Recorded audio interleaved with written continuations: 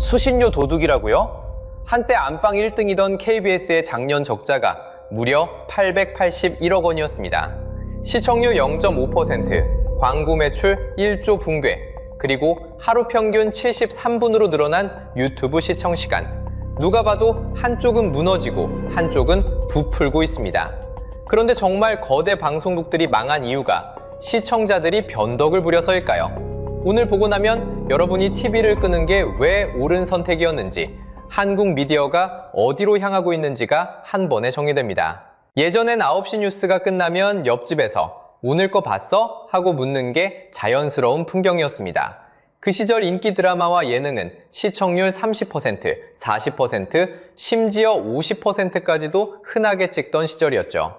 온 가족이 같은 시간에 같은 화면을 보던 말 그대로 안방 1등 방송국의 황금기였습니다.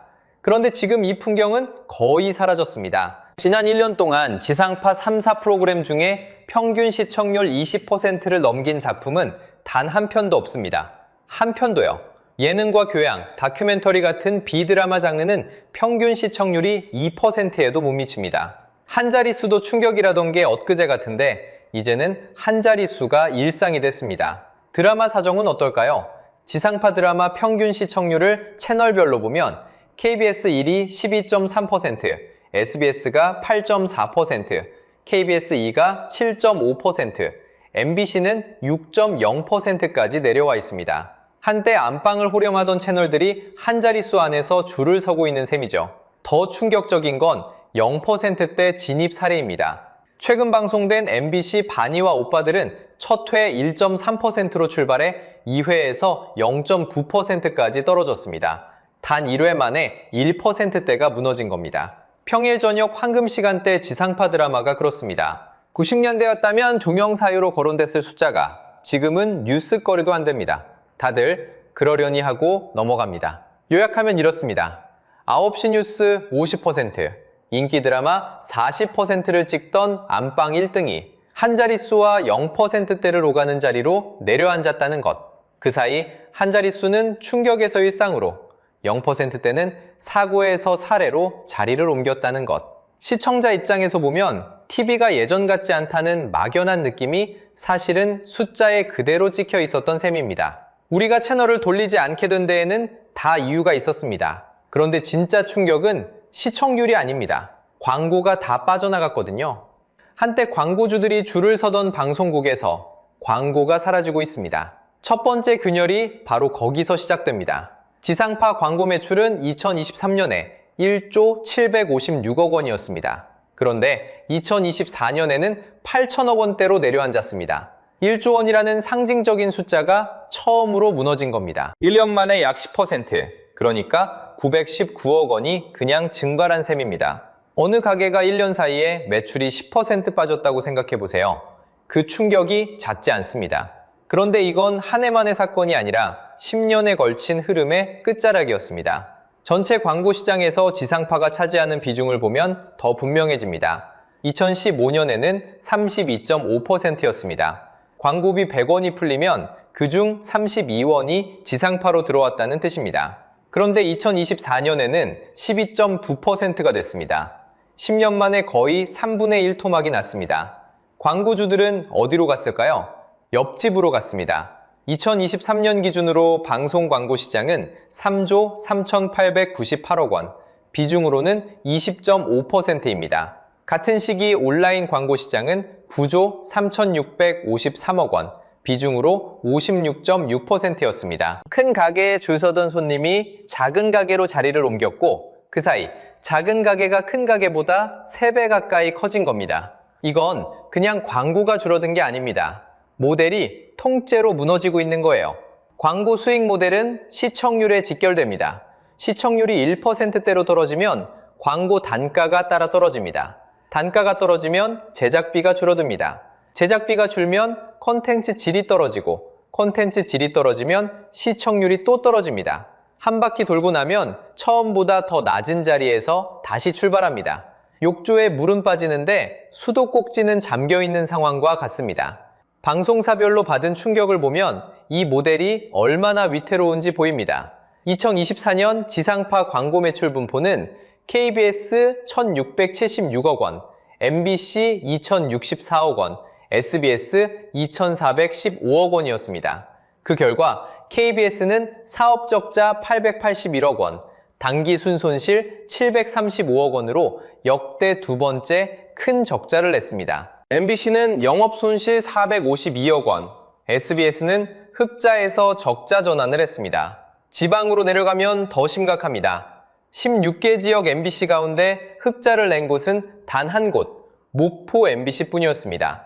나머지 15개사가 모두 적자입니다. 큰 도시방송국이 흔들리니 작은 도시방송국은 그대로 가라앉고 있는 셈입니다. 그런데 이 문제는 한국 방송산업 전체로 번지고 있습니다.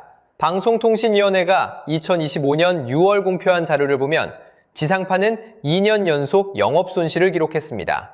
방송 채널 사용 사업자, 그러니까 케이블 채널들의 광고 매출도 2023년에 1조 8,527억 원으로 1년 만에 13.9% 줄었습니다. 지상파만 흔들리는 게 아니라 방송 전체가 광고주에게 외면당하고 있다는 뜻입니다.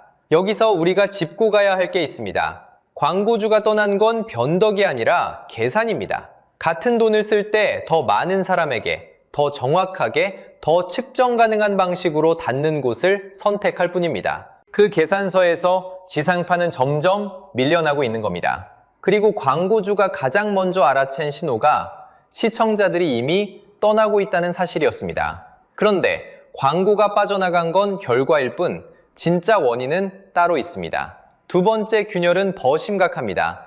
광고주가 사라진 진짜 이유, 그건 시청자가 먼저 등을 돌렸기 때문이고 그 등을 돌리게 만든 건 단 하나, 신뢰입니다. 생각해보면 단순합니다. 단골 식당이 있는데 어느 순간부터 짠 음식만 나오기 시작합니다. 한 번은 참고 두 번은 그러려니 합니다. 하지만 같은 일이 반복되면 단골은 말없이 다른 가게를 찾습니다. 화를 내지도 항의를 하지도 않습니다. 그냥 발길을 끊을 뿐입니다. 한국의 시청자들이 지난 몇 년간 방송국에 보낸 신호가 정확히 이 모양입니다. 박수를 칠 일도 야유를 보낼 일도 없이 그저 리모컨을 다른 곳으로 돌리는 것. 그게 가장 무서운 신호였습니다. 신뢰도 통계가 진짜 충격입니다. 47개국 중 우리나라 위치가요, 38위입니다. 로이터 디지털 뉴스 보고서 2024 기준 한국 뉴스 신뢰도는 31%, 아시아 태평양 11개국 중 꼴찌입니다. 이 지역 평균이 40%인데 우리만 한참 아래입니다. 더 무서운 숫자가 있습니다. 한국인의 39%가 뉴스를 적극적으로 회피한다고 답했습니다. 역대 최고치입니다. 열의 넷이 뉴스를 일부러 피한다는 뜻입니다. 보면 화가 나거나 봐도 믿을 수 없거나 둘 중 하나일 겁니다. 언론사별로 봐도 비슷합니다. MBC가 57%, YTN 56%, JTBC 55%, SBS 54%, 연합뉴스TV 51%, KBS 51%. 가장 높은 곳도 절반을 조금 넘는 수준입니다. 가장 신뢰하지 않는 매체로는 조선일보 39%, TV조선 37%가 꼽혔습니다. 어느 쪽을 봐도 시청자는 이미 마음을 절반쯤 닫고 있습니다. 이건 특정 방송사 한 곳의 문제가 아닙니다. 광고 모델 의존이 큰 보도 구조 자체의 한계입니다.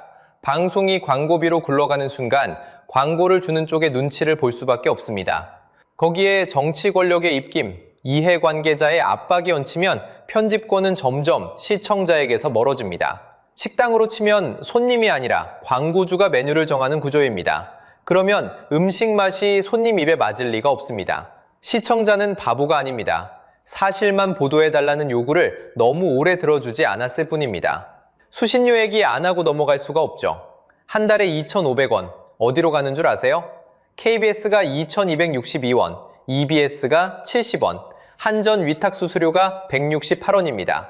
KBS 몫이 약 90%입니다. 그런데 KBS 2024년 수신료 수입은 6,516억 원, 전년 대비 335억이 줄었습니다.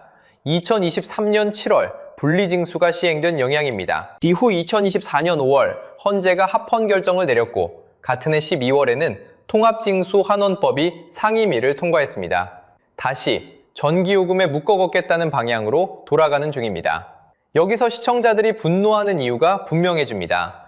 안 가는 식당이 매달 자동 결제로 돈을 빼가는 느낌. 시청률은 이미 떨어졌는데 수신료 의존도는 여전히 49%입니다. 비교해볼까요? 영국 BBC, 일본 NHK, 독일 ARD, ZDF는 수신료 의존도가 65%를 넘습니다. 그만큼 광고에서 자유롭다는 뜻입니다. 반대로 KBS는 광고 비중이 상대적으로 커서 광고 시장이 흔들릴 때마다 같이 흔들립니다. 외부 충격에 약한 구조 위에 강제 징수만 얹혀있는 모양새입니다. 안 보는 사람도 내야 하는 돈인데 그 돈으로 만든 보도가 신뢰를 못 받는다면 분노가 안 쌓이는 게 더 이상한 일입니다. 정리하면 이렇습니다. 시청자가 등을 돌린 건 변덕이 아닙니다. 신뢰 자본이 바닥을 친 결과이고 그 신뢰는 광고와 편집권이 얽힌 시스템 안에서 천천히 소진된 것입니다. 그리고 사람들은 더 이상 항의하지 않습니다. 조용히 채널을 돌릴 뿐입니다. 여기까지가 무너진 이유라면 시청자들은 어디로 갔을까요? 그게 마지막 진실입니다. 사람들이 옮겨간 곳은 그렇게 멀지 않았습니다. 새로운 동네로 이사간 게 아니라 손에 쥐고 있던 작은 화면, 바로 스마트폰이었습니다. 거실에 켜두던 TV 대신 출퇴근 지하철에서 점심 먹고 자리에 돌아와서 자기 전 이불 속에서 그 작은 화면을 봅니다. 숫자가 그 풍경을 정확하게 보여줍니다. 2022년 66.1%였던 유튜브 이용률은 2024년 72.7%까지 올라왔습니다. 10명 중 7명이 유튜브를 봅니다. 더 놀라운 건 시간입니다. 한 사람이 하루 평균 73분을 유튜브에 씁니다. 5년 전과 비교하면 딱 2배입니다. 그 73분이 어디서 나왔을까요?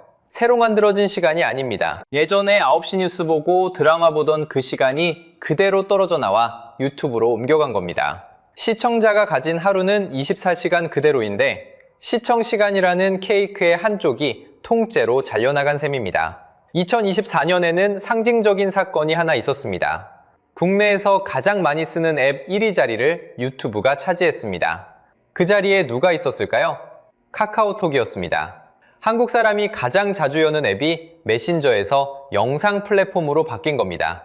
가족과 친구에게 말을 거는 시간보다 영상을 보는 시간이 길어졌다는 뜻이기도 합니다. 인식 자체도 뒤집혔습니다. 내 일상의 가장 필수적인 매체가 무엇입니까? 이 질문에 스마트폰이라고 답한 사람이 75.3%, TV라고 답한 사람이 22.6%였습니다. 75대 22, 거의 3배 차이입니다. 게다가 TV는 1년 사이 4.6%포인트 더 줄었고 스마트폰은 5.3%포인트 더 늘었습니다. 격차는 점점 벌어지고 있습니다.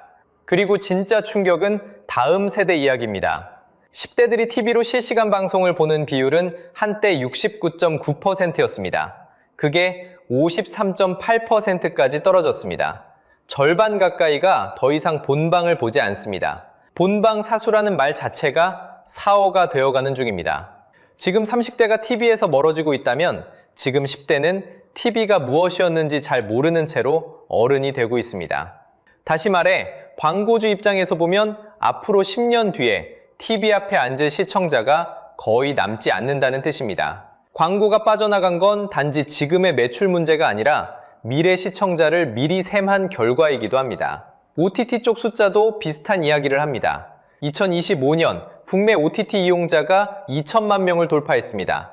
그 안에서 넷플릭스 한국 월간 사용자는 1393만에서 1444만 사이를 오갑니다. 영상 앱에서 사람들이 쓰는 시간 중 무려 61.1%가 넷플릭스로 갑니다. 광고 없이 시작 버튼만 누르면 되는 환경, 보고 싶은 회차를 골라보는 자율, 그리고 시청자가 직접 선택했다는 그 감각, 그게 끌어당기는 힘이었습니다. 여기서 한번 멈추고 봐야 할 장면이 있습니다. 채널이 무너지는 와중에도 살아남은 곳들이 있다는 점입니다.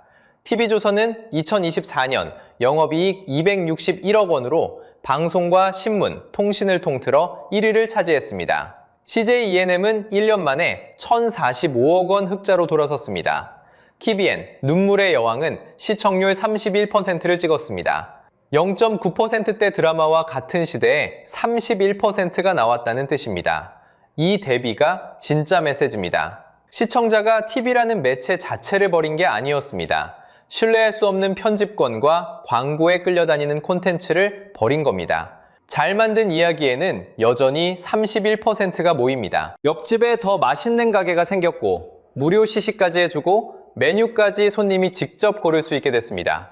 단골이 옮길 만한 이유가 셋이나 있는 겁니다. 그 단골은 한 번 옮기고 나면 옛날 가게가 다시 자라기 전에는 돌아오지 않습니다. 이제 정리할 시간입니다. 안방 1등의 몰락이 우리에게 남기는 진짜 메시지가 뭘까요?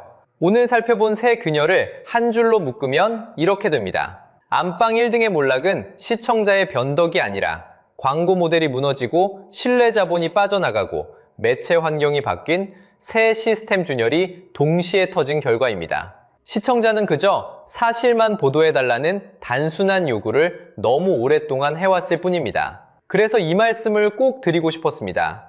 여러분이 TV를 끄는 건 변덕이 아니라 정확한 신호였습니다. 광고 의존이 임계점을 넘은 채널의 콘텐츠가 점점 이상해지고 있다는 신호를 가장 먼저 알아채고 채널을 돌리신 겁니다. 그건 단순한 취향 변화가 아니라 시장이 보내는 가장 정직한 표 한 장이었습니다. 그리고 잊지 말아야 할 건 이게 절망 이야기가 아니라는 점입니다. TV조선과 CJ ENM, 잘 만든 OTT 콘텐츠가 보여주듯 매체가 죽은 게 아니라 신뢰의 자리가 옮겨가는 중입니다. 좋은 콘텐츠는 채널을 가리지 않고 살아남습니다. 그 자리를 누가 채울지 우리 시청자의 선택에 달려 있습니다. 오늘 영상을 보고 나서 세 가지만 함께 해보시면 좋겠습니다. 첫째, 이제는 어느 채널이냐가 아니라 어떤 편집권으로 만들어졌는지를 보는 미디어 리터러시입니다. 이 정보는 누구의 광고비로 만들어졌을까 한번 의심해보는 습관, 그것만으로도 보호막이 됩니다. 둘째, 좋다고 느낀 보도와 콘텐츠에는 직접 후원과 구독으로 표를 던져주세요. 시청자의 돈이 흐르는 곳으로 콘텐츠는 따라옵니다. 셋째, 가족, 특히 부모님과 미디어 소비 습관을 한번 점검해 보시면 좋겠습니다. TV에서 유튜브로 옮겨갈 때 알고리즘이 보여주는 자극에만 끌려다니지 않도록 함께 보고 함께 이야기 나누는 자리가 필요합니다. 오늘 영상이 도움이 되셨다면 좋아요와 구독으로 응원 부탁드립니다. 다음 영상에서는 한국 미디어가 새롭게 자리 잡는 다음 풍경으로 찾아뵙겠습니다. 감사합니다.